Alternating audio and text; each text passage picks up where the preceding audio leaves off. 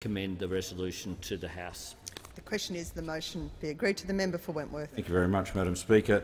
No, the coalition is prepared to support the government on this, the establishment of this committee, but we have to say, Madam Speaker, that the presentation of the so-called media reforms by the Minister, Senator Conroy, yesterday is so characteristically chaotic.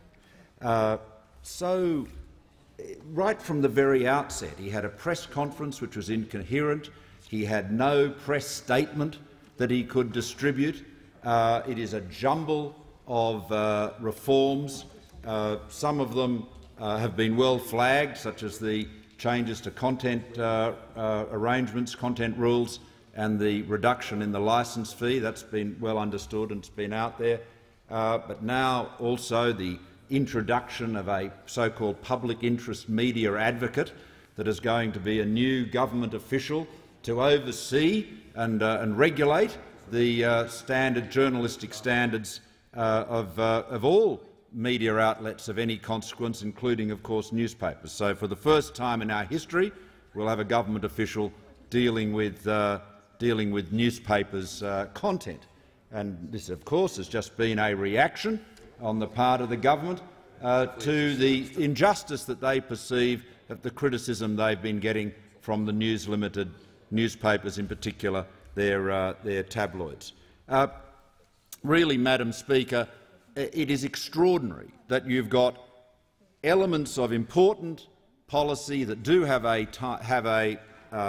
timeliness associated with them, and the issues about the reach rule would fall into that category. The issues about licence fee and content arrangements would fall into that category, jumbled up together with changes of enormous significance and ones that frankly deserve lengthy and detailed debate.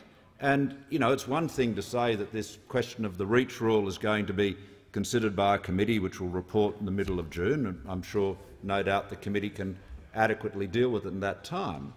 But the proposition that the government would propose for the first time in this country's history in peacetime to have a government official overseeing the content of newspapers, for the first time in our peacetime history, to have that enormous change, and for this to be, according to the senator, debated and approved by the parliament by no later than next Thursday.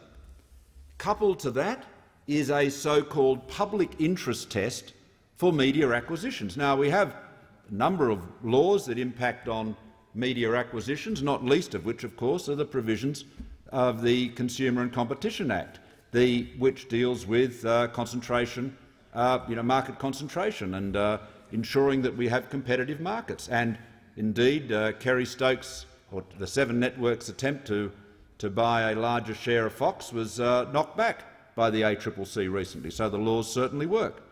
So we have clear, well-understood legal arrangements which impact upon media transactions, indeed all transactions, and indeed concentration of ownership. But now we're going to have a new test defined as the public interest test.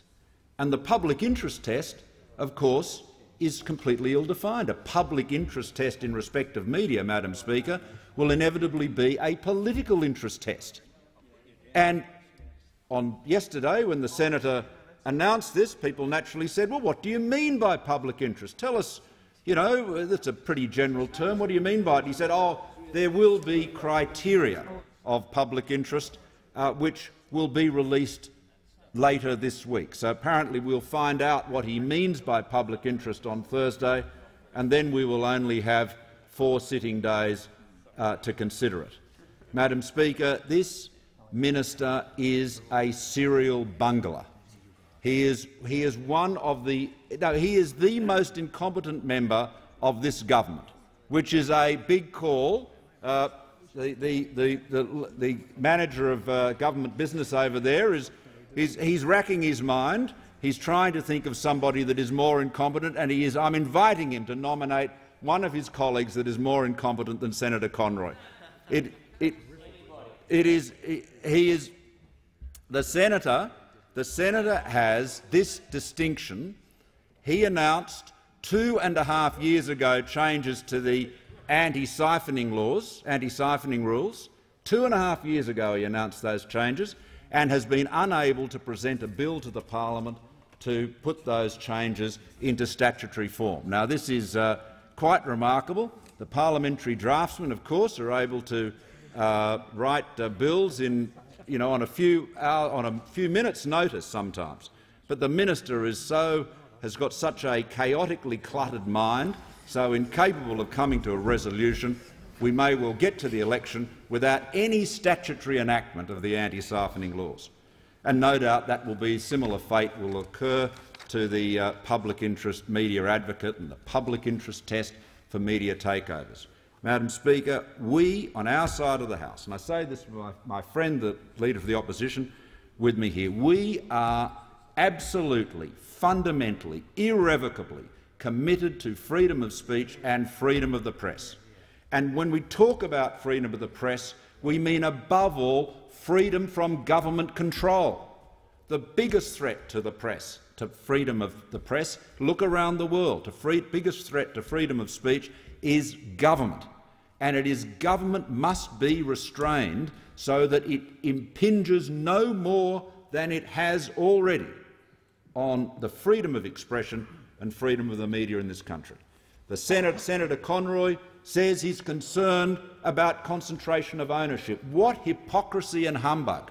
Let us never forget the transaction that created the concentration of newspaper ownership in this country that has been the subject of endless commentary for the nearly 30 years ever since was the Labor government, the Hawke and Keating government, that allowed Rupert Murdoch to buy the Herald and Weekly Times. That is a fact.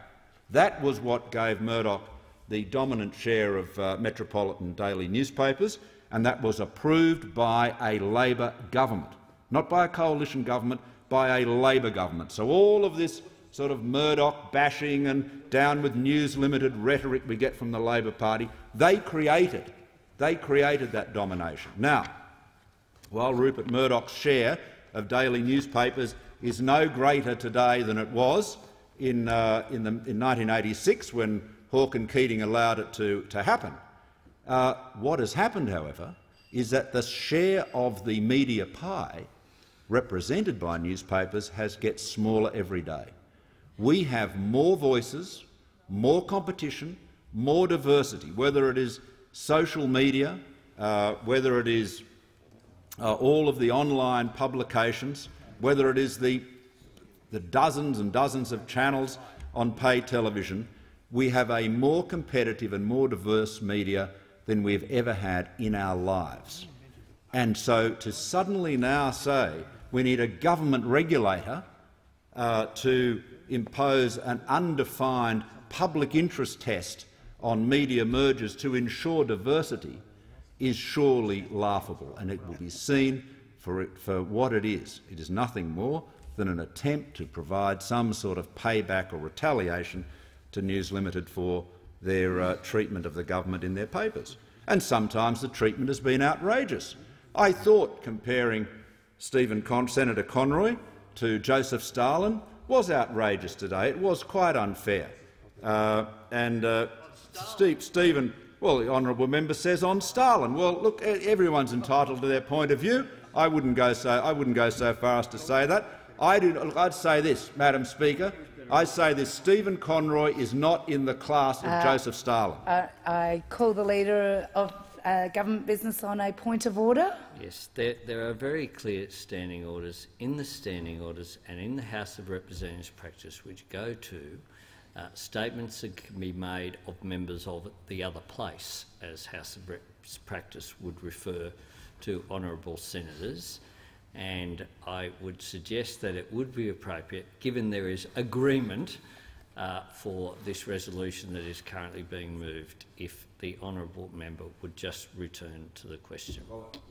I call the member for Wentworth and ask him to speak to the motion before the House. The motion which we are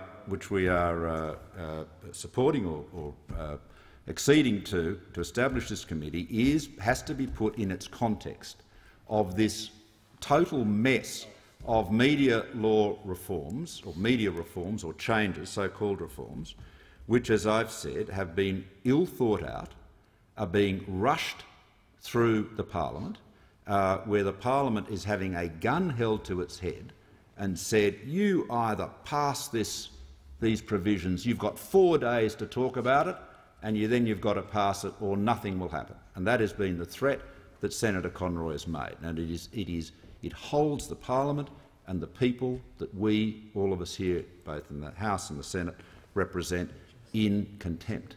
And the reality is that if the senator, or indeed any other member, is unhappy with how they're portrayed on the front page of the Daily Telegraph, then they can always bring a defamation action and sue for libel. And they've got every recourse of the law.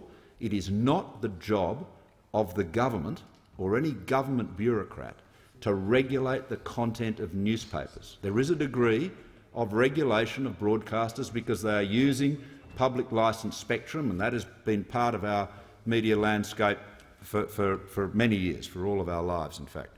But the newspapers, whether they are in paper or online, have always been free of government regulation. And so we say, committed as we are to freedom of speech, we say they should remain free. Those voices should remain free.